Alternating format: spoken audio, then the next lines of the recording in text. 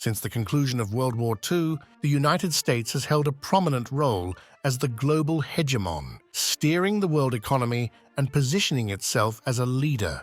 For decades, U.S. officials advocated for a world where American leadership and democratic principles were embraced universally. However, this narrative faced a challenge with the ascent of China, which, with its hybrid economy combining socialist roots and Western capitalism, demonstrated an alternative path to economic success. 2 decades ago, the U.S. stood as the top trading partner for the majority of the world. Yet, the tides have shifted, and Asia, particularly China, has become the leading trading partner for over 120 countries. The transformation is evident in Africa, where former French colonies are forging closer ties with China for a promising future. The narrative now suggests that the 21st century belongs not to the United States, but to Asia. Kishore Mahbubani, a respected figure with a deep understanding of both Western and Chinese perspectives, sheds light on the changing dynamics. He emphasizes that the U.S. containment strategy against China, unlike the successful one against the Soviet Union, is destined to fail. China has already integrated itself more deeply into the global economy, making isolation difficult. For the U.S. analyzing economic data reveals a significant power shift. The G7, once commanding 44.9% of the global economy, has been surpassed by the BRICS nations, particularly China.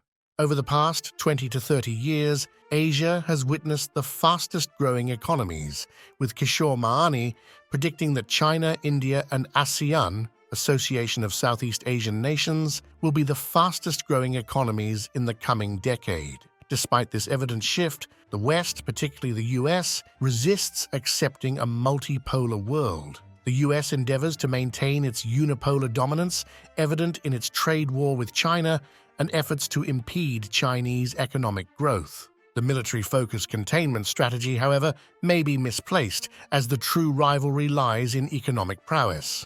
Strategic missteps: the U.S. withdrawal from the Trans-Pacific Partnership, TPP, in 2017, and China's subsequent participation in the Regional Comprehensive Economic Partnership, RCEP, signaled a pivotal moment. The U.S. exclusion from these trade agreements gave China a strategic advantage in the economic competition, global institutions, and unfair representation.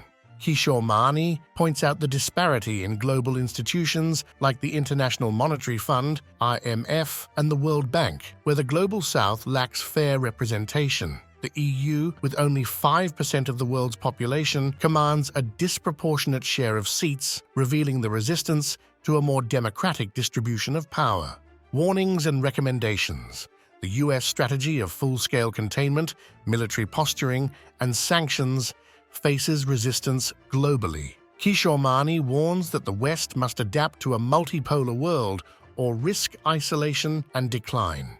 Coexistence and cooperation, rather than isolationist policies, are key to navigating this new global reality. As Asia rises economically, the West must embrace a more inclusive and cooperative approach.